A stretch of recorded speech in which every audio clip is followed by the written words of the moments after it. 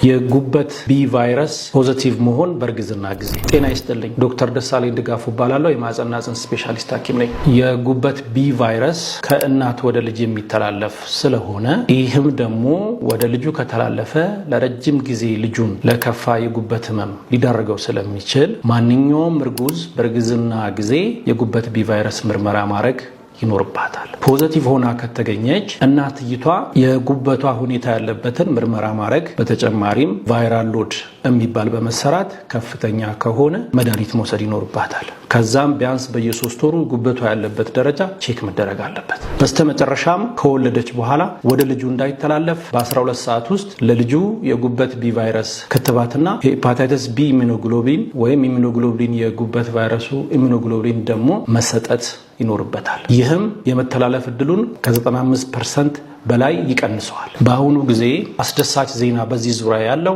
ይህ ሄፓታይተስ ቢ ኢሚኖግሎቢን የምንለው በዋጋው ውድ የሆነና ለአብዛኛው ሰው በገንዘብ አፎርድ ሊያደርግ የማይችሉት ስለሆነ ይህንንም ተመርኩዞ የጤና ጥበቃ ሚኒስቴር በአሁኑ ሰዓት ለማንኛውም ህፃን እንደ ኖርማል ክትባት በርዝ ዶዝ ሄፓታይተስ ተብሎ ሄፓታይተስ ቢ ኢሚኖግሎቢን እየተሰጠ ነው። ፓርት ኦፍ ቫክሲኔሽን ሆኗል ማለት ነው። ይህም መልካም ዜና ነው።